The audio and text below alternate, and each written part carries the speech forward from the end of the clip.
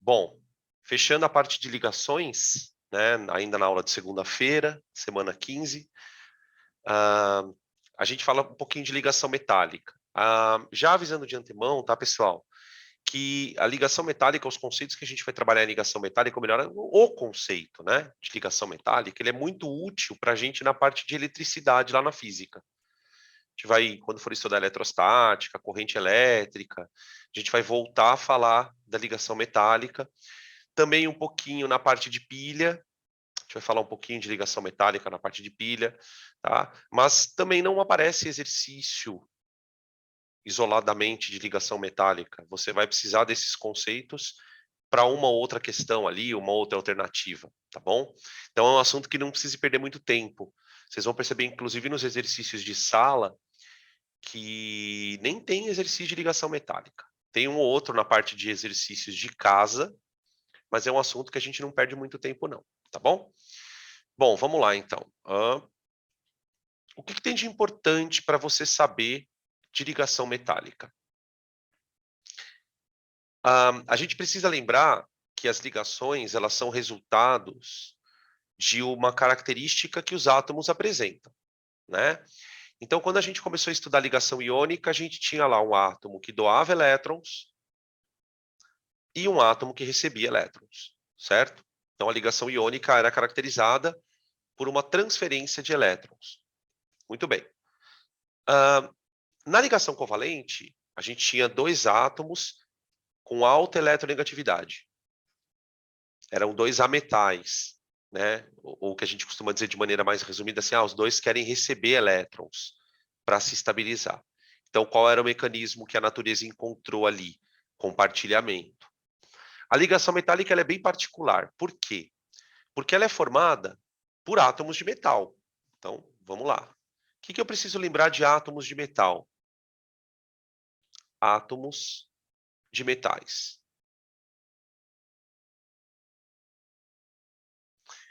Eu posso citar duas características que vão nos dar uma ideia do que a gente está falando, né? A gente tem átomos com baixa energia de ionização.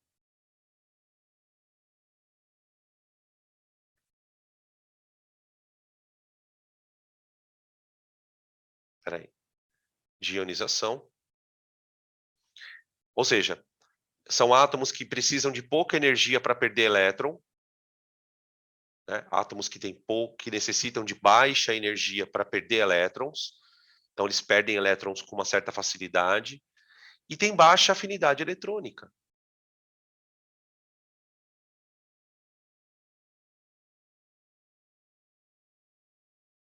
Eletrônica,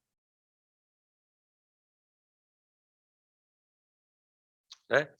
Por que é importante você lembrar dessas duas propriedades periódicas, né? Que são propriedades típicas dos metais?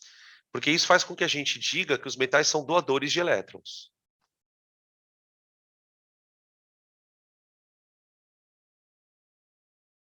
De elétrons, né? E aí vem a pergunta, então. Como é que átomos doadores de elétrons podem se ligar? Que tipo de força manteria esses átomos unidos? Como que é a característica, qual que é a natureza da ligação iônica? Então, da ligação metálica. O que a gente precisa perceber? Quando a gente fala que os elétrons dos metais são facilmente doados, certamente a gente está falando da camada de valência. Camada de valência, né?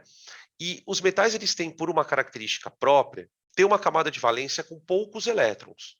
É um elétron, dois, três, né? Não excede muito esse valor, na grande maioria dos casos. Então, qual que é a proposta que os químicos dão para a ligação metálica? Que esses elétrons da camada de valência do átomo se unam todas as camadas de valências dos átomos se unam, formando uma estrutura enorme. E nessa estrutura enorme, os elétrons andariam de maneira aleatória. Tá? Então, a ligação metálica ela é formada por uma formada por uma interação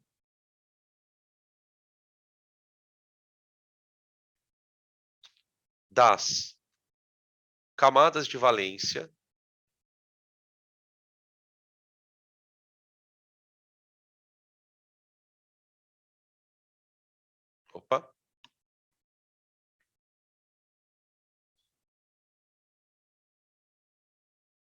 dos átomos vizinhos.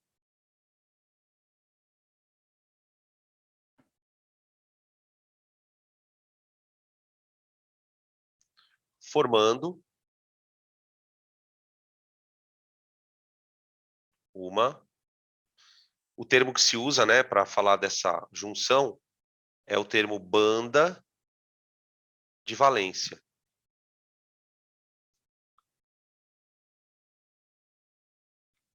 Tá? A gente, no ensino médio, para se referir a essa junção, a gente usa essa expressão aqui, ó, mar de elétrons.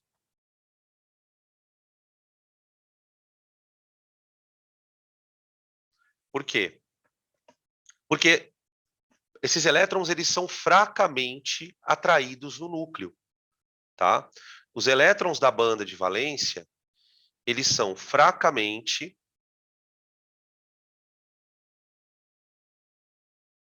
atraídos pelo núcleo.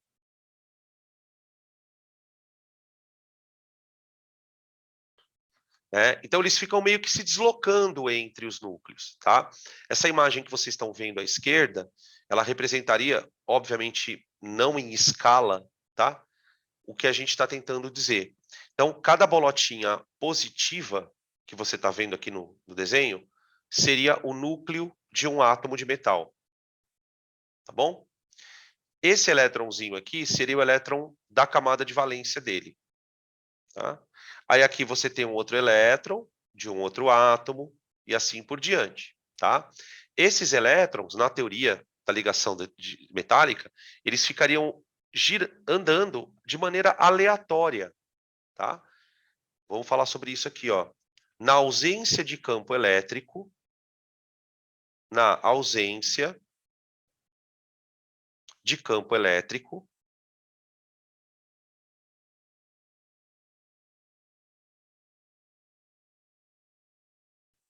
o movimento dos elétrons é aleatório.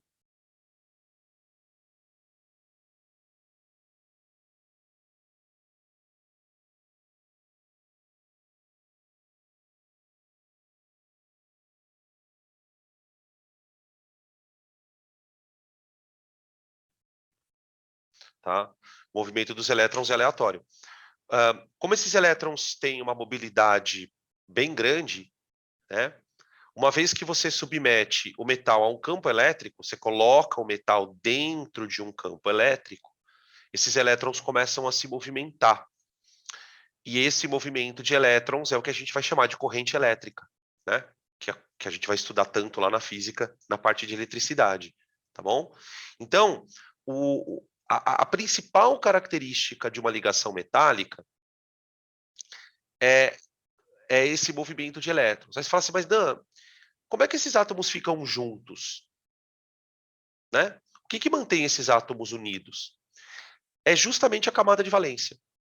É como se a camada de valência negativa mantivesse essas cargas positivas todas próximas, né? Porque a gente não pode esquecer que os núcleos, eles tenderiam a se repelir na medida em que um núcleo está perto do outro, né? Mas o que não deixa esses núcleos se afastarem? A camada de valência, que forma uma espécie de película, uma espécie de uma camada mesmo, gigante, que vai mantendo esses átomos unidos. Se você já viu ou já comeu um doce chamado sagu, você vai imaginar a ligação metálica como se fosse um sagu, né? O sagu tem aquelas bolotinhas lá no meio de uma gororoba, né? Quando eu penso numa ligação metálica, eu penso muito nisso, né? Você tem uma espécie de uma gororoba, que seria a nuvem de elétrons, e lá dentro aquele monte de bolotinha positiva, que seriam os equivalentes aos núcleos atômicos, tá? Beleza? Isso é o que a gente pode dizer de ligação metálica, tá, gente? Falar, Dan, não tem fórmula estrutural, não tem fórmula eletrônica. Não, não, tá? Essa distribuição de elétrons ela é uma distribuição tão caótica, né, envolvendo tantos elétrons, que a gente não tem uma forma para representar isso por meio de diagrama, tá? Beleza? Podem tirar print. Tem umas coisas para mostrar para vocês aqui.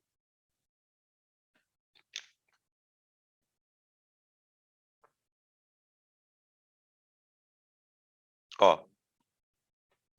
Uma outra coisa que é legal de vocês saberem, gente, é que os metais, eles são cristais. Então, quando a gente pega um pedaço de metal, né, um objeto de ouro, um objeto de prata, um objeto de cobre, a gente está pegando uma estrutura sólida, né? Principalmente na temperatura ambiente.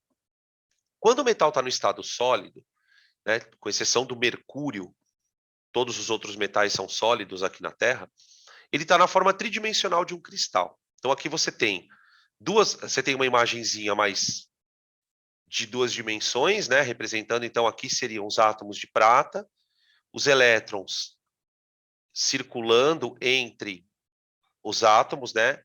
Isso aqui seria a tal da banda de valência, tá vendo? Ó, aqui, ó, essa interseção das camadinhas de valência, vamos dizer assim, tá? E aqui você tem a estrutura em 3 dimensões. Então imagina que cada bolotinha dessa aqui, ó, seja um átomo, tá?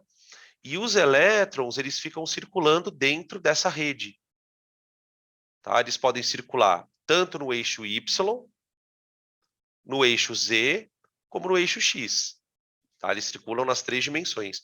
Então, o metal, ele conduz eletricidade em qualquer sentido do que você coloque corrente elétrica nele. Tá? Os elétrons têm essa liberdade de movimento. Tudo bem? Beleza?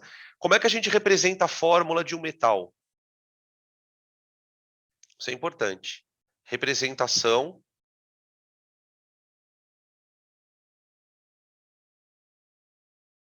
da fórmula de um metal.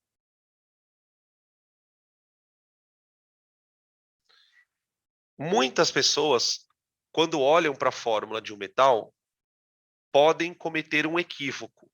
Por exemplo, como é que eu represento a fórmula da prata? Eu represento ela como Ag, sólida. Como é que eu represento a fórmula do ouro? Eu represento AU, sólido. Como é que eu represento a fórmula do cobre? Cu, sólido. Tá? Tem muita gente que olha para essa representação e, com razão, me pergunta assim, Dan, mas a prata está sozinha? A prata é um gás nobre? O ouro está sozinho, ele é um gás nobre? Por que você representa ele sozinho? Porque os metais, gente, eles não formam moléculas. Se eu escrevesse, por exemplo, AU2, eu estaria dizendo que apenas 2 átomos de ouro se unem. Se eu escrevo Cu3, eu estaria dizendo que 3 átomos de cobre se unem. Só que os metais, eles são cristais. E os cristais, gente, eles são estruturas ilimitadas. Então, o correto seria a gente escrever assim, ó, AgN, CuN, opa, CuN. Isso seria o mais correto. Só que como todo mundo tem N na estrutura, eu tiro o N. Tá? Então toma cuidado para não pensar, porque eu sei que muitos de vocês pensam. Quando vocês olham para essa estrutura, vocês imaginam que o átomo de prata está sozinho. Não, ele é um cristal.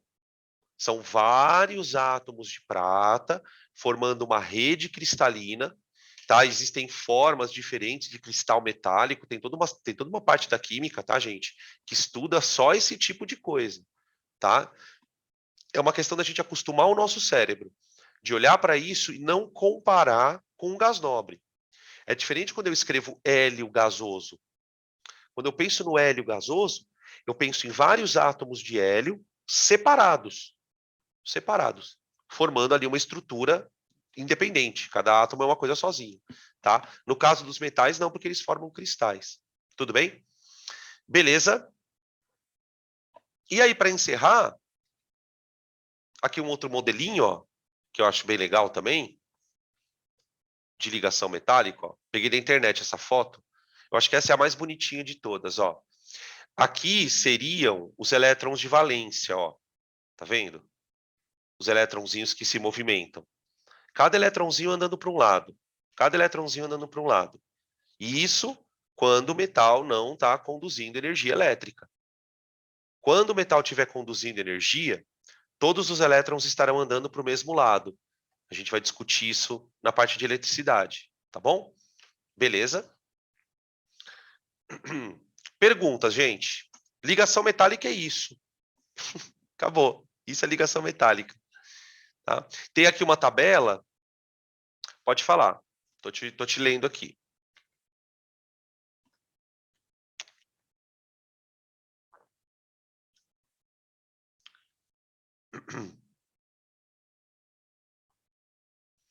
Não tem como. Ah, estão perguntando aqui para mim assim: tem como você mostrar a banda de valência? Não, não tem como.